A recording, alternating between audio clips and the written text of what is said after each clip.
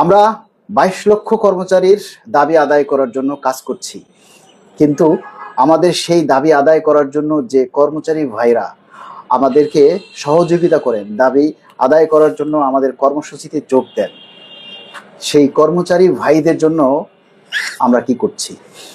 তারা কেন আমাদেরকে সমর্থন করবে, কেন আমাদেরকে বিশ্বাস করবে? আমরা যদি তাদের বিপদে পাশে না থাকি, বা তারা যদি আহত হয়, বা তারা যদি ক্ষতিগ্রস্ত হয়, বিপদগ্রস্ত হয়, অসুস্থ হয়, তাহলে আমরা যদি তাদের পাশে না থাকি, কিসের সংগঠন আর কিসের নেতা?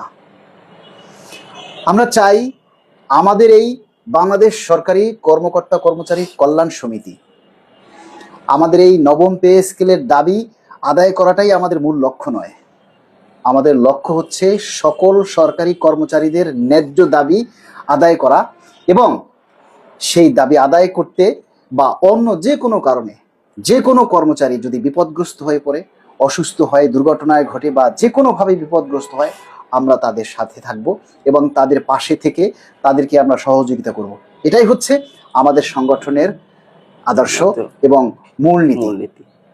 আমরা চাই এই যে অসহায় মানুষটা, তিনি তো 22 লক্ষ কর্মচারীর দাবি আদায় করার জন্যই এসেছিলেন, কিন্তু আজকে তিনি তার পায়া ভেঙে তিনি আজকে 3 মাস পর্যন্ত বিছানায় কাতরাচ্ছেন।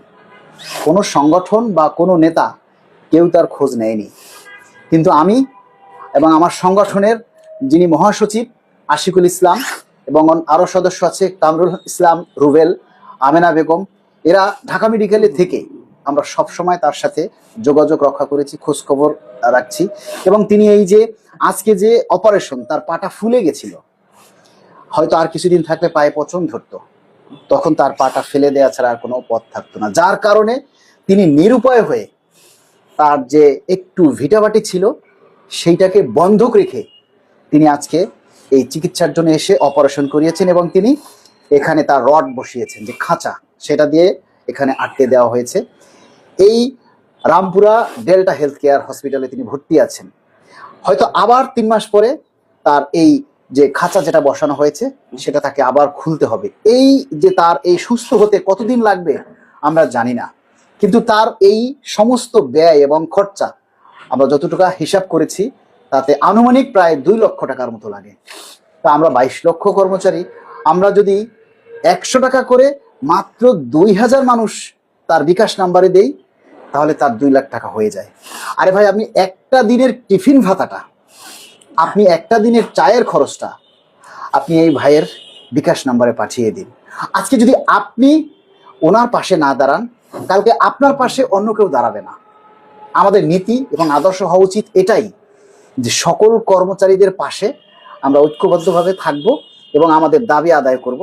দাবি আদায় করার জন্য যদি কেউ সমস্যায় পড়ে, আমরা তাদের সাথেও থাকব।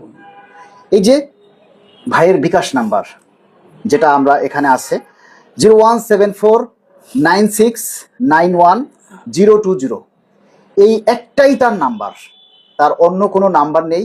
অন্য কোনো নাম্বার নিয়ে কেউ যদি আপনাদের কাছে বিকাশে টাকা চায়, আপনারা কেউ দিবেন না।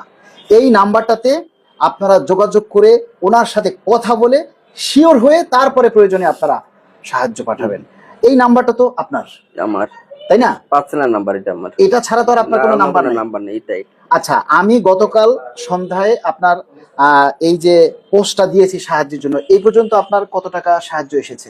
24,000 আসছে।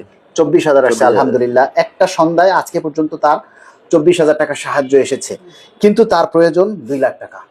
আমরা কি পারি না এই অসহায় মানুষটার পাশে দাঁড়াতে? এই অসহায় মানুষটা গত ঈদ গেছে বিছানায় শুয়ে, তার পায়খানা প্রস্রাব সবকিছু হয় তার বিছানায়।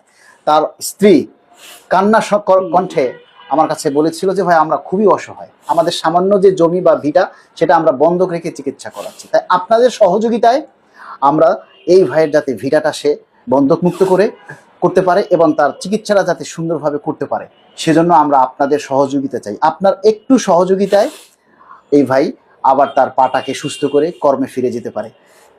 পুলিশ, র্যাব, সেনাবাহিনী, ডিফেন্সে যারা আছেন সদস্য, সাধারণ কর্মচারী আছেন, প্রত্যেকের কাছে আমরা বিনীত অনুরোধ করছি, আপনারা আপনাদের সাধ্যমতো যে যতটুকু পারেন, এখানে কোনো লজ্জা নেই। আপনি না থাকলে আপনি 20 টাকা দিয়েও সাহায্য করতে পারেন। আপনি যদি বিকাশে যেই টাকাটা একেবারে ন্যূনতম পাঠানো যায় সেটা দিয়েও আপনি সহযোগিতা করতে পারেন, এখানে কোনো মানে বাধ্যবাধকতা নেই।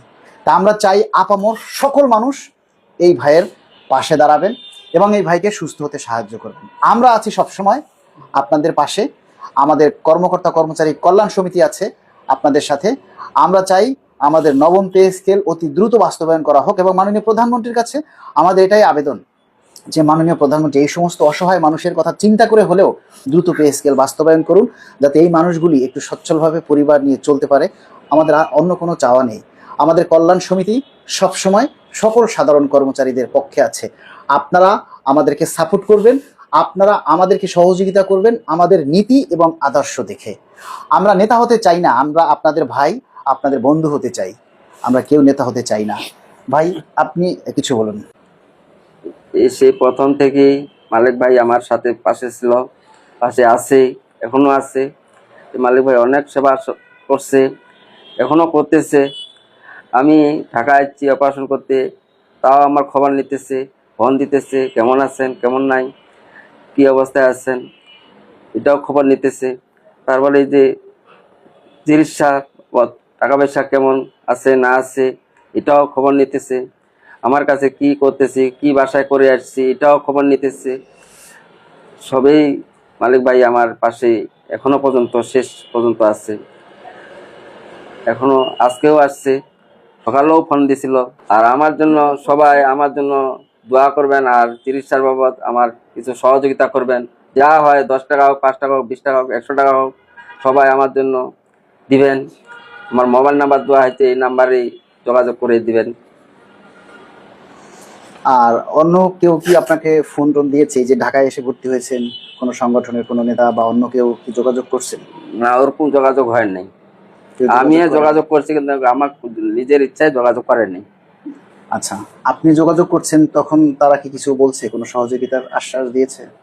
ওই কামলাইকে পান দিয়েছিলাম, কামলাই তখন আপনার কথা বলছিল। হুম? কামরুল রায় সবসময় আমার পাশে ছিল। কামরুল হাসান রুবেল, কামরুল ইসলাম রুবেল, হ্যাঁ, রুবেল। আমি যার কথা বললাম, হ্যাঁ, তো আমার সংগঠনের সদস্য। আমাকে সবসময় আছে, আর কেউ করেনি। আচ্ছা, আর কেউ ফোন করেন নাই। ধন্যবাদ। আপনারা সবাই মেহেরবানি করে মানবিক দিক চিন্তা করে এই ভিডিওটা সবাই শেয়ার করবেন, যাতে এই ভাই একটু সাহায্য পায়। আপনি সাহায্য না করতে পারলেও অন্তত একটা শেয়ার করবেন, যাতে অন্য ভাইয়ের কাছে এই পোস্টটা যায় এবং তারা যেন অন্তত একটু সাহায্য করার সুযোগ পায়। সেই জন্য সবাই ভিডিওটা শেয়ার করবেন।